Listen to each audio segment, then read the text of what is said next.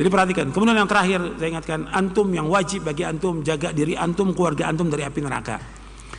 Fokus dengan istri kita, anak. Hatta kita sibuk kerja, kita usaha, kita dagang, kita segala macam, tetap fokus. Istri, anak itu perhatikan. Karena antum akan ditanya oleh Allah tentang apa? Tentang istri antum, tentang anak antum. Akan ditanya dari kiamat nanti.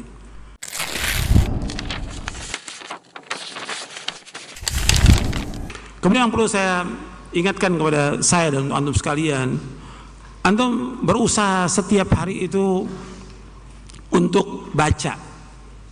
Karena kalau kita lihat teman-teman kita kurang baca, ya, bukan hanya orang awam, bahkan para ustadz juga sebagian kurang baca. Kalau dibilang baca, yang pertama kali yang dibaca apa? Al-Quran. Nabi suruh baca Quran sehari berapa juz?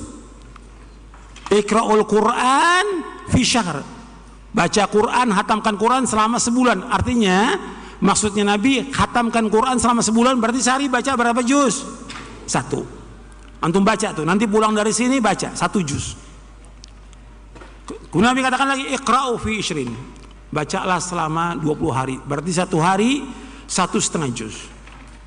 Iqra'u fi 15. Bacalah selama 15 hari. Hatamkan 15 hari. Berarti sehari 2 juz. Iqra'u fi 20. Bacalah selama 10 hari, berarti sehari 3 juz. Iqra'u fi 7 wala tazid la dzalik. Bacalah selama sepekan, jangan kurang daripada itu. Artinya kalau kita bisa baca 1 juz, baca. Kalau bisa lagi 1,5 juz. Kalau bisa lagi 2 juz. Kalau bisa 3 juz. Setiap hari antum baca, istri antum baca, anak antum baca. Setiap hari itu baca. Itu yang pertama. Baca Quran tiap hari. Antum akan merasakan barokahnya rumah tangga antum. Barokah itu dengan baca Quran barokah. Kan Allah sebutkan bahwa kitab yang paling barokah apa? Al-Quran. Kalau kitab ini barokah, berarti kita bacanya pun barokah. Rumah tangga kita pun barokah dengan baca Al-Quran. Perhatikan tuh, baca Quran setiap hari. Yang kedua, jadi istri antum baca, anak antum baca, antum juga baca. Setiap hari itu, pagi baca, sore baca, malam baca. Harus ada waktu untuk baca Quran. Jangan ditinggalkan. Gak bisa tinggalkan Quran, baca setiap hari. Sekarang kan enggak, sibuk dengan apa? Dengan HP. Quran, tiap hari baca Al-Quran, tiap hari itu. Dan Nabi menyuruh kita suruh baca Al-Quran. Jangan jadikan rumah kita seperti kuburan, enggak ada bacaan Quran. Kata Nabi, la taj'alu buyutakum maqabira inna syaitana yanfiru minal baiti alladhi tuqra'u fi surah Al-Baqarah. Jangan kamu jadikan rumah kamu seperti kuburan. Sesungguhnya setan lari dari rumah yang dibacakan surah Al-Baqarah. Akhrajahu Muslim.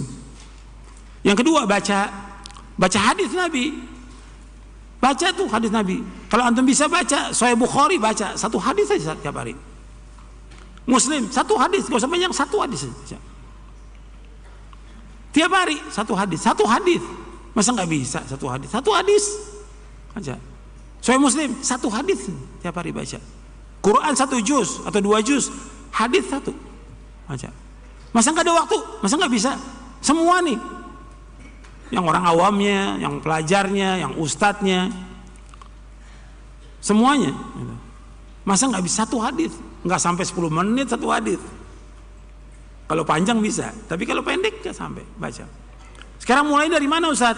Arba'in Nawawi baca dulu. Arba'in Nawawi. Mulai dari Arba'in Nawawi antum baca. Baca hadisnya, baca terjemahnya, baca syarahnya. Kemudian yang ketiga, baca buku yang sekarang kita pelajari ini. Mulai masalah. Antum baca.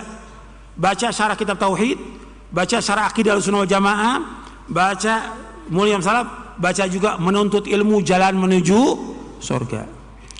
Sama satu lagi yang antum harus baca, yang antum nggak boleh tinggalkan tuh tiap hari, doa dan wirid antum baca. Tiap hari itu antum baca. Kemudian yang keempat yang saya ingatkan antum, jangan tinggalkan zikir. Zikir ba'da sholat, zikir pagi, zikir sore, zikir mau tidur, antum jangan tinggalkan. Zikir itu benteng kita dari gangguan setan. Dan juga zikir itu menguatkan hati kita dan hubungan kita kepada Allah. Zikir itu menenangkan hati kita. Zikir itu juga menambah ganjaran dan pahala. Antum zikir, jangan tinggalkan tuh zikir. Zikir terus setiap hari. Karena Allah menyuruh kita untuk berzikir sebentar, sedikit atau banyak. Ya ayyuhalladzina amanu dzkurullaha dzikran katsira wasabbihuhu bukratan Wasila, orang beriman berzikir kepada Allah dengan zikir yang banyak. Bertasbih kepada Allah pada pagi dan sore. Perhatikan tuh, zikir jangan tinggalkan. Kemudian yang kelima. Yang kelima, antum jaga sholat yang 5 waktu. Untuk laki-laki di masjid. Yang perempuan juga di rumah jaga sholatnya. Jangan zuhur menjelang asar, jangan asar menjelang maghrib, jangan maghrib pada waktunya. Kerjakan. Antum kerjakan sholat 5 waktu. Jangan lupa juga kerjakan sunnahnya. Qobliyahnya, ba'diyahnya. Orang mengerjakan qobliyah, ba'diyah selama 12 rakaat dijamin dengan apa? Surga. Nah saya heran tuh ikhwan-ikhwan habis sholat ke belakang. Gak tahu ngapain ke belakang tuh. Mesti kan zikir. Duduk di tempatnya. Selama dia duduk tempat itu, di tempat dia sholat, malaikat mengatakan Allah maghfir lahu, Allah marhamu, Allah maghfir lahu, Allah marhamu, Allah maghfir lahu. Ya Allah ampuni dia, rahmati dia.